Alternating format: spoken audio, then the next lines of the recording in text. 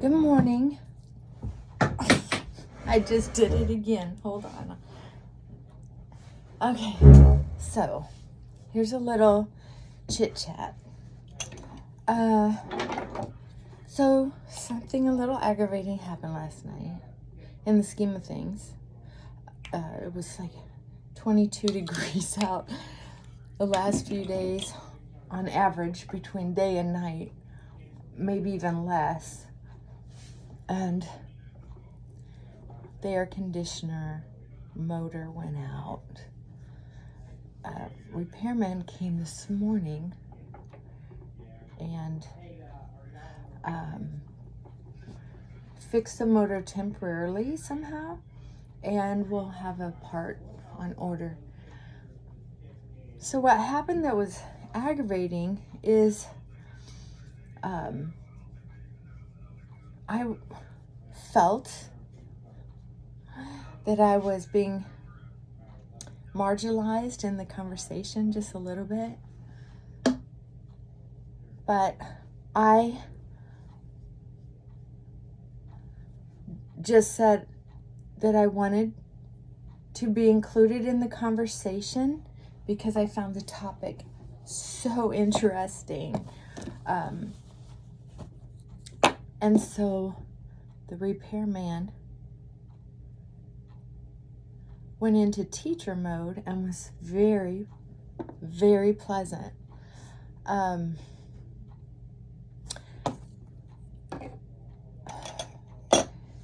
Then a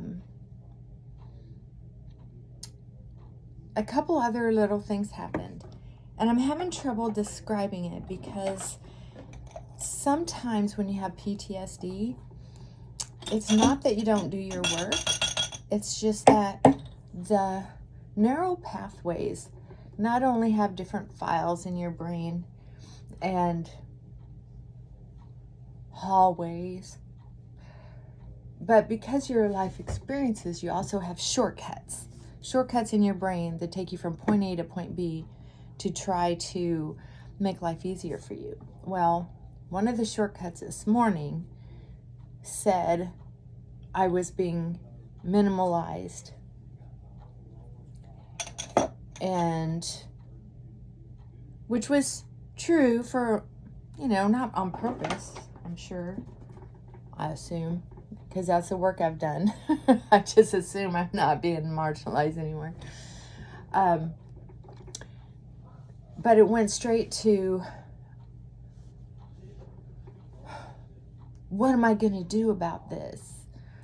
And that is so much less than it was years ago. And I just wanted to share that with you. A lot of people think that EMDR and psychotherapy is supposed to cure what ails you, or there's no cure at all. Well, here's the deal. What cures you is consistency and commitment to growth. The kind of growth that says, even if someone hurts my feelings on purpose, which in real life, over a course of a lifetime, doesn't normally happen very often. And part of psychotherapy would be, or spirituality, whatever you want to call it, would be to help you recognize when you're in a toxic situation or relationship and help you have the courage to leave it and start anew. So I just wanted to let you know that healing is wonderful.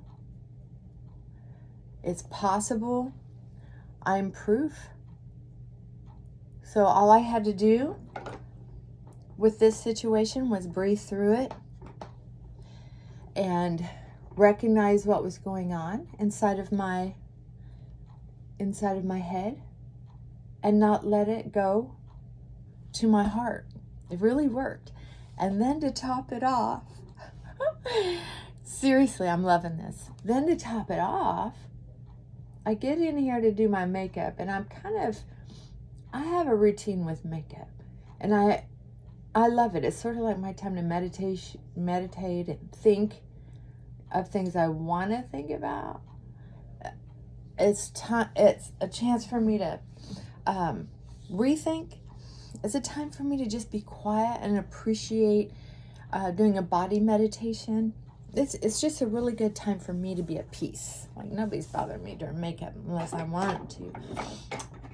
And then I dropped a makeup brush. And I have kind of a thing about clean stuff. Like, I might lick my paintbrush, yeah. But I know from growing up on the farm, spit is good. And it's not like I'm spitting food and crap. Ooh, don't get gross.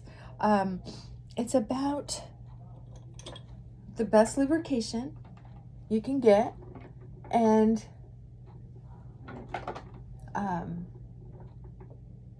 it completely dries in between usage. So it's not going to grow mold and mildew. And I replace or clean my brushes all the time. I buy inexpensive ones so that it's not that big of a problem. So anyway, I dropped my makeup brush, and believe it or not, back in the day when I would drop things, my temper would go skyrocketing, and it would be,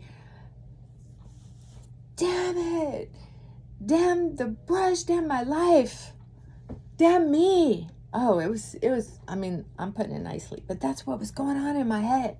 I would just go to, the world sucked and I was a failure because I dropped something.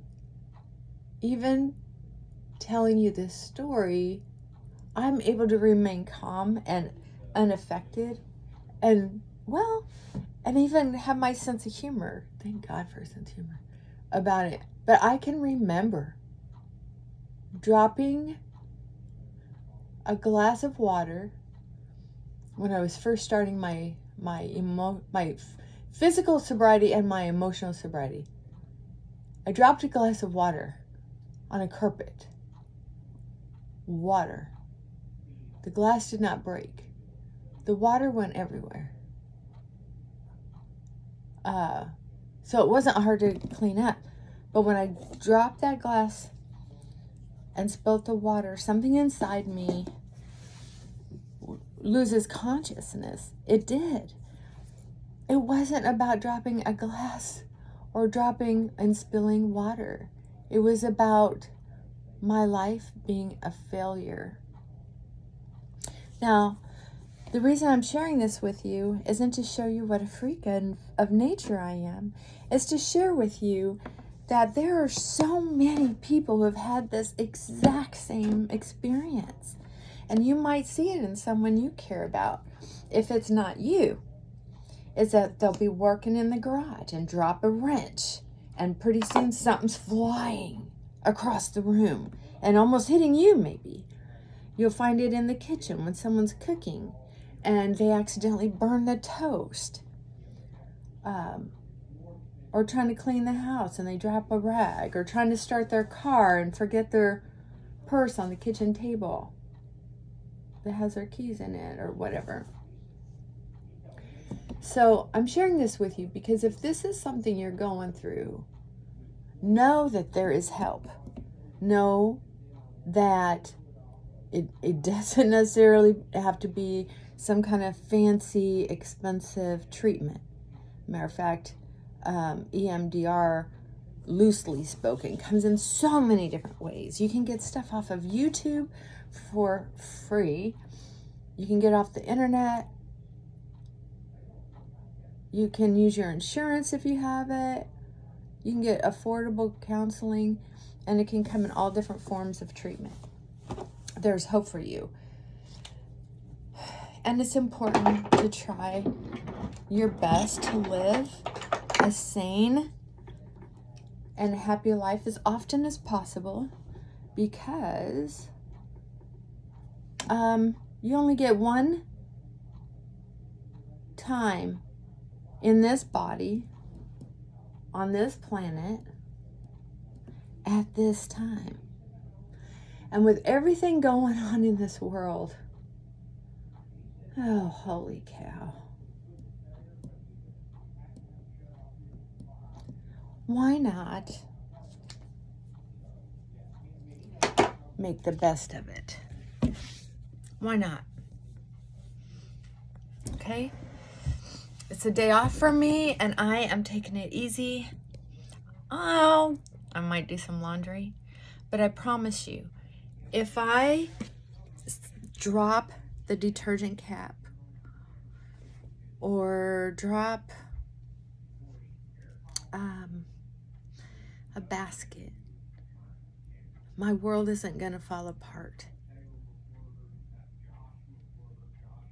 And that's pretty cool.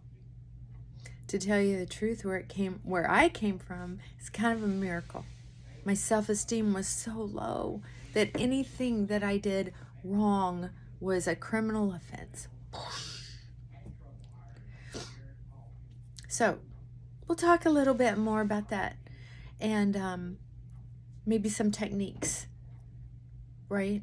So stay tuned, and I'll see you soon.